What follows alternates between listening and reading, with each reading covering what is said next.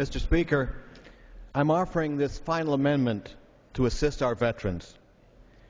Mr. Speaker and my colleagues, I came before you last week to be sworn in, and I spoke then about working together, working across the aisle to ensure that my constituents and all of our constituents are served by our very best work rather than our partisan ambitions. So I rise today in that same spirit.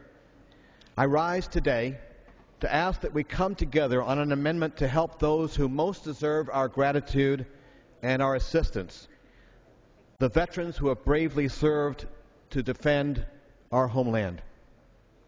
Today, we have an opportunity to take care of the veterans of our military who, much to our collective shame, are homeless. I remember the Vietnam War, and I remember how it divided our nation. But most of all, I remember the men and women who were sent to fight in Vietnam, who often bore the brunt of the anger over the war itself. Derision that should have been directed towards policymakers was instead directed to those who had put their lives on the line for the country we love. And we let them down. We failed them when they came home. And now they and other veterans, a total estimated 70,000 of our nation's homeless population, 70,000, that is, I'm sure we all agree, completely unacceptable. I don't believe that anyone on either side of the aisle thinks that we should allow 70,000 men and women who bore our nation's uniform to continue to go without a home. With my amendment, we will ensure that we have enough housing vouchers to assist every one of those veterans. I submit, Mr. Speaker and esteemed colleagues, that this is the least we owe to our veterans. There are over 100,000 veterans in my Southern Arizona district. Let me tell you about one of them.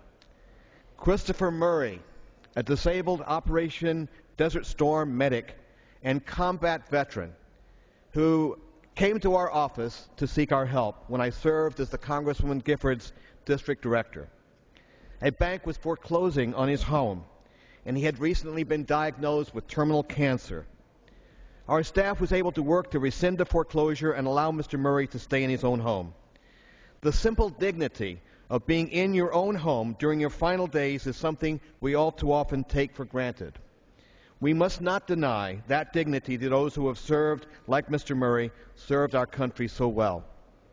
My amendment offers every one of us a chance to do what our office did then, to ensure that our veterans get our help and have the simple dignity of a roof above their heads. And my amendment does that while reducing the deficit. The passage of this amendment will not prevent passage of this underlying bill. If the amendment is adopted, it will be incorporated into the bill, and the bill will be immediately voted upon. And so, though we may disagree on parts of the bill today, we have the opportunity to speak up for the men and women who have fought for our country. And let us all be able to go home and look every veteran we represent in the eye and know that we did the right thing by them and by their homeless brothers and sisters. I urge everyone to vote yes on this final amendment. I yield back the balance of my time.